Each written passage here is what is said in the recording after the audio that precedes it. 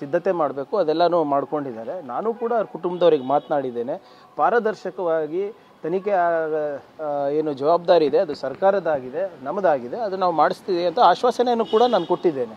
So ಇವರು CBI ಕೊಡೋಕ್ಕೆ ಹೇಳಬೇಕು, BJP ಅವ್ರು ಹೇಳ್ದಂಗೆಲ್ಲ ನಾವು ಮಾಡಲಿಕ್ಕಾಗೋದಿಲ್ಲ. ಇವ್ರ ಟೈಮ್ನಲ್ಲಿ ಎಷ್ಟು CBI ಕೊಟ್ಟಿದ್ದಾರೆ ಅವ್ರ ಸರ್ಕಾರ ಇದ್ದಾಗ ನಾವು ನೋಡಿದ್ದೇವೆ.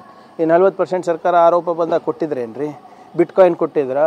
ನಿಮ್ಮ ಗಂಗಾ ಕಲ್ಯಾಣ ಯೋಜನೆ ಕೊಟ್ಟಿದ್ರಾ? PSI ಹಗರಣ ಕೊಟ್ಟಿದ್ರಾ CBIಗೆ?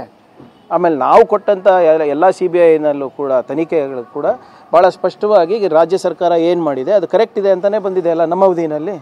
ಸೊ ಇವ್ರಿಗೆ ಏನಕ್ಕೆ ಪದೇ ಪದೇ BJP ಅವರಿಗೆ ಅಷ್ಟು ಪ್ರೀತಿ CBI ಮೇಲೆ ಗೊತ್ತಿಲ್ಲ. ಆಮೇಲೆ CBI ಅವರೇ ಕೂಡ BJP ಅವರ ಅವಧಿನಲ್ಲಿ ಬರೆದು ಕಳಿಸಿದ್ದಾರೆ ನೋಡಿ, ಅನವಶ್ಯಕವಾಗಿ ಮಿಸಲೇನಿಯಸ್ ಕೇಸಸ್ ನಮಗೆ ಕೊಡಬೇಡಿ, ನಮ್ಮಲ್ಲಿ ಆ ಮಾನವ ಸಂಪನ್ಮೂಲ ಇಲ್ಲ, ನೀವು ಕೊಟ್ಟರು ಕೂಡ ನಿಮ್ಮ ಮಾನವ ಸಂಪನ್ಮೂಲನೇ ನಮ್ಗೆ ಕೊಡಬೇಕಾಗುತ್ತೆ, ಸೊ ನಮ್ಗೆ ದಯವಿಟ್ಟು ಕೊಡಬೇಡಿ ಅಂತ CBI ಅವರೇ ಬರೆದಿರೋದು.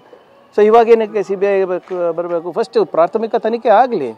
ತನಿಖೆ ಆಗಲಾರ್ದೇ ಇವರು CBI ಕೊಡಿ ಅಂತ BJP ಹೇಳಿದ ತಕ್ಷಣ ನಾವು ಕೊಡಬೇಕಾ?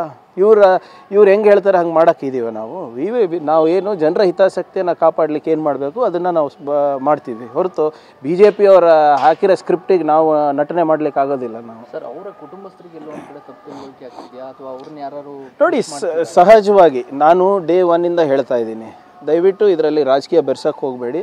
ಒಂದು ಜೀವ ಹೋಗಿದೆ, ಅವರಿಗೆ ನ್ಯಾಯ ಕೊಡಿಸೋದು ನಮ್ಮೆಲ್ಲರ ಜವಾಬ್ದಾರಿ. ಆಡಳಿತ ಪಕ್ಷದಲ್ಲಿ ನಾವಿದ್ದೇವೆ, ನಮ್ಮ ಜವಾಬ್ದಾರಿ ಹೆಚ್ಚು, ಯಾಕಂದರೆ ನಾವು ಸರ್ಕಾರದಲ್ಲಿದ್ದೇವೆ. ವಿರೋಧ ಪಕ್ಷದಲ್ಲಿ ಇದ್ದವರು ತಾವೂ ಕೂಡ ಜವಾಬ್ದಾರಿಯಾಗಿ ಮಾತನಾಡಬೇಕು. ನಮ್ಗೆ ಗೊತ್ತಿಲ್ವಾ ಅವ್ರು ಏನೇನು ಮಾಡ್ತಾ ಇದ್ದಾರೆ ಅಂತ? ಹೇಳಿಬಿಡ್ಲಿ. ನಾರಾಯಣ ಸ್ವಾಮಿ ಅವರಾಗಲಿ ವಿಜೇಂದ್ರ ಅವರಾಗಲಿ ಫೋರ್ಸ್ ಮಾಡ್ತಾ ಇರಲಿಲ್ವ ಅವ್ರ ಕುಟುಂಬದವರಿಗೆ ಇವತ್ತು ಪ್ರತಿಭಟನೆಗೆ ಬರಲಿಕ್ಕೆ?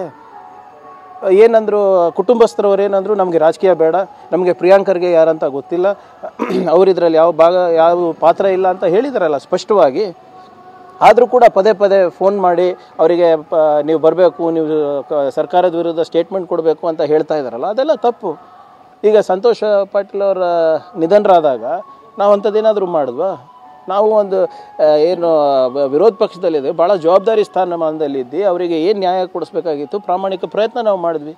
ಮೊನ್ನೆ ಕೂಡ ಲಕ್ಷ್ಮೀ ಹೆಬ್ಬಾಳ್ಕರ್ ಅವರು ಅವ್ರ ಕುಟುಂಬಕ್ಕೆ ಸಾಂತ್ವನ ಮತ್ತೊಮ್ಮೆ ಹೇಳಿ ಅವ್ರಿಗೆ ಏನು ಅನುಕೂಲ ಮಾಡಿಕೊಡ್ಬೇಕು ಅಂದ್ಬಿಟ್ಟು ಮುಖ್ಯಮಂತ್ರಿಗಳ ಜೊತೆ ಚರ್ಚೆ ಮಾಡಿದ್ದಾರೆ. ಆದರೆ ಸಂತೋಷ್ ಪಾಟೀಲ್ ಅವ್ರ ಬೇಡಿಕೆ ಏನಿತ್ತು? BJP ನಾಯಕರು ಅವರ ಕುಟುಂಬಕ್ಕೆ ಸಹಾಯಕ್ಕೆ ಬರಬೇಕಾಗಿತ್ತು. ಬಂದ್ರೇನ್ರಿ? ಎಷ್ಟು ಸರಿ ಹೋಗಿದ್ದಾರೆ ರೀ ವಿಜೇಂದ್ರ ಅವ್ರ ಮನೆಗೆ? ನಾರಾಯಣ ಸ್ವಾಮಿ ಚೆಲುವಾದಿ ಅವರು ಎಷ್ಟು ಸರಿ ಹೋಗಿದ್ದಾರೆ ರೀ ಸಂತೋಷ್ ಪಾಟೀಲ್ ಅವ್ರ ಮನೆಗೆ? ಡೆತ್ ನೋಟ್ನಲ್ಲಿ ಭಾಳ ಸ್ಪಷ್ಟವಾಗಿ ಬರೆದಿದ್ದಾರೆ, BJP ನಾಯಕರು ನಮ್ಮ ಕುಟುಂಬವ್ರಿಗೆ ನೋಡ್ಕೋಬೇಕು ಅಂದ್ಬಿಟ್ಟು. ಮಾಡಿದ್ರ ಇವರಿಗೆ ಹೆಣ ಬಿದ್ದರೆ ಸಾಕು, ಇವರಿಗೆ ಸಂಭ್ರಮ BJP ಅವರಿಗೆ ಯಾವುದೇ ರೀತಿ ಆಡಳಿತದಲ್ಲಿದ್ದಾಗೂ ಅವ್ರಿಗೆ ಜವಾಬ್ದಾರಿ ಇಲ್ಲ, ವಿರೋಧ ಪಕ್ಷದಲ್ಲಿದ್ದಾಗೂ ಅವ್ರಿಗೆ ಜವಾಬ್ದಾರಿ ಇಲ್ಲ. ಆದರೆ ನಾವು ಭಾಳ ಸ್ಪಷ್ಟವಾಗಿ ಹೇಳಿದ್ದೀನಿ ಡೇ 1 ಅದು ಏನೇ ಆಗಿದ್ರೂ ಕೂಡ ಅದು ನ್ಯಾಯ ಕೊಡಿಸೋದು ಜವಾಬ್ದಾರಿ ನಮ್ಮ ಸರ್ಕಾರದ ಮೇಲಿದೆ. ಯಾವುದೇ ರಾಜಕೀಯ ಬೆರೆಸಲಾರದೆ ನಾವು ಅವ್ರ ಕುಟುಂಬಕ್ಕೆ ನ್ಯಾಯವನ್ನು ಕೊಡಿಸ್ತೀವಿ. ವಿಜೇಂದ್ರ ಈಗ